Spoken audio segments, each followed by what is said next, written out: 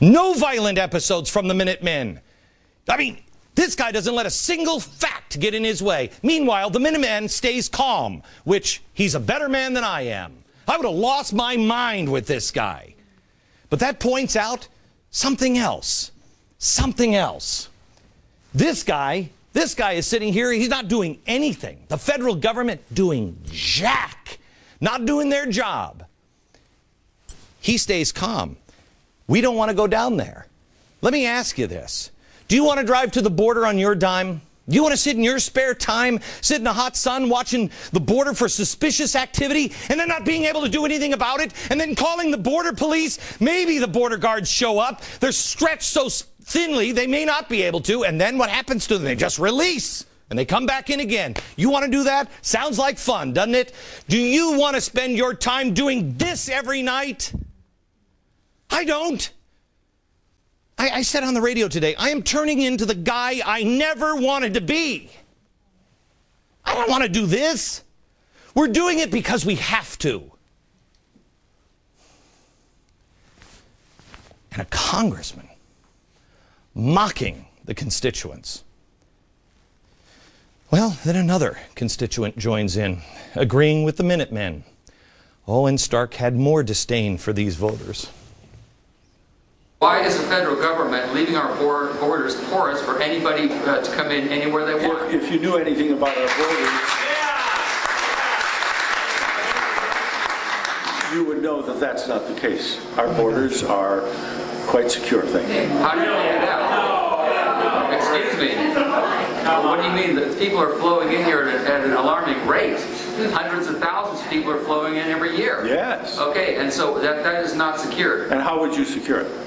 I mean, I'm asking what you guys doing. Tell me. I mean, I'm not the government. I would send about 25,000 troops down there for one thing, and I would build a wall down there to make so vehicles cannot pass. How high, and how long would that wall be? As high and as long as it takes. Yeah. Well, I tell you what. We'll go down there. You design the wall. And as soon as we know, if you don't want to shoot the people coming over, then I'll go down and we'll go and start a ladder company. But I got to know how high that wall is, and I'll sell a whole lot of ladders for people who want to come. Congressman, can I ask you a question? You've asked one already. This is a very serious matter, and you're sitting there making fun of it. I don't have to make fun of you, sir. You do a fine job all by yourself.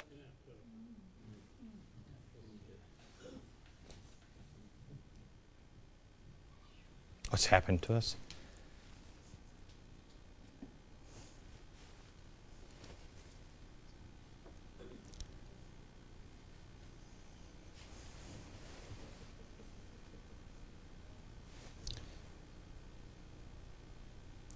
We're Americans. We deserve better, but we haven't done our job. We got sidetracked in stuff and things and power and money and everything else. And so now we're getting the government we deserve. We have to change.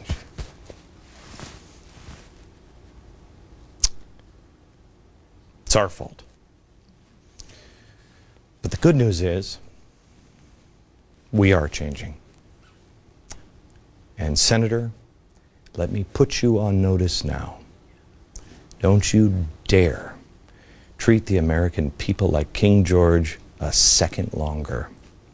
Because we have changed. We're done. We're done.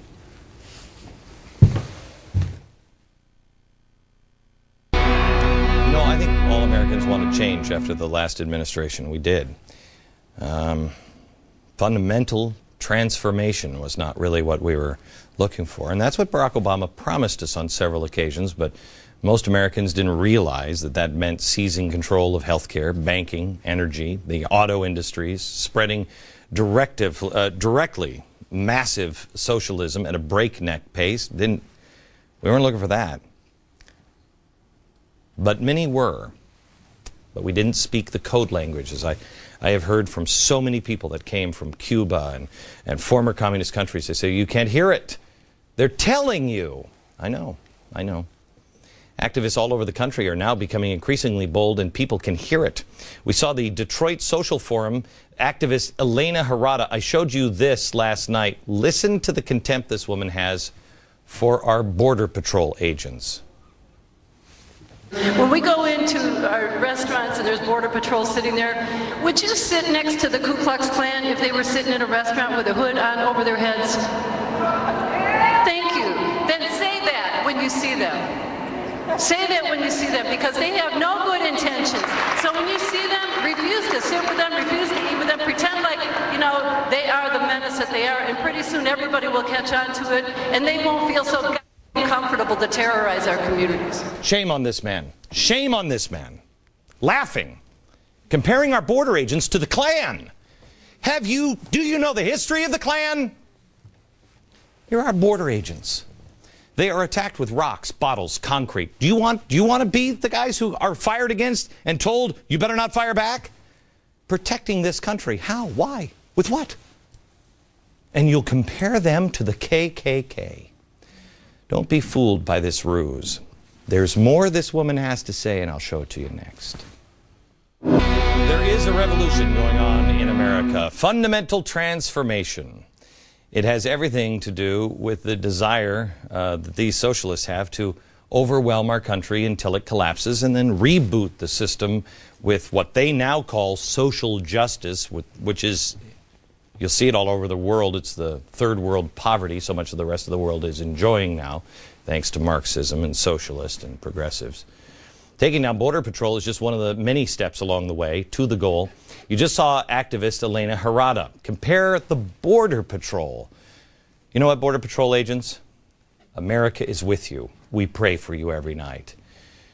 Here she is comparing them to the KKK, but now listen as she compares the Border Patrol to the police.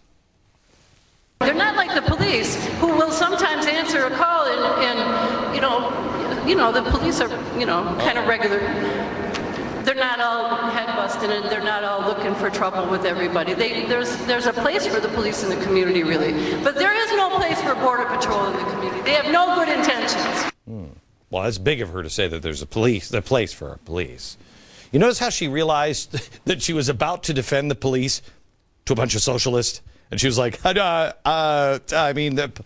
uncomfortable. Is it hot in here? Is it just me? It's kind of like, you remember when Maxine Waters caught herself admitting to what the goal is that are now unfolding in front of us now. Watch this.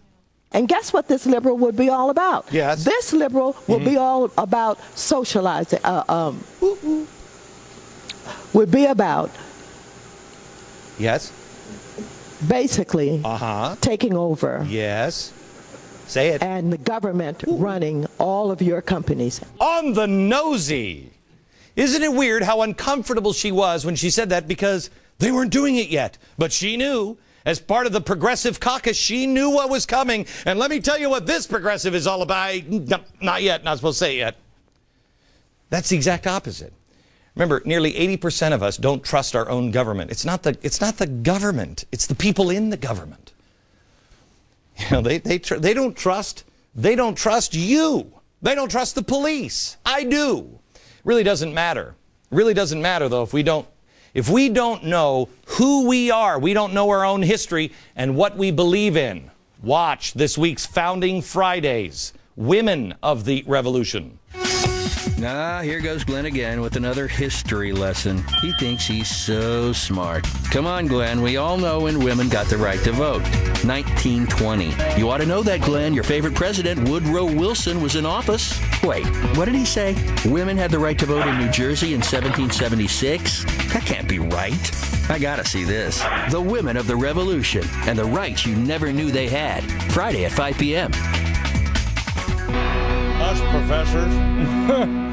I'm reading the new book by Glenn Beck. New York Times says it's tripe. Must be good. It's available everywhere in bookstores. #1. I know. Thank you for doing that, just because it drives them crazy to have to print what our 6th #1 New York Times bestseller. Available everywhere. You'll love it. It's a thriller. From New York, good night, America.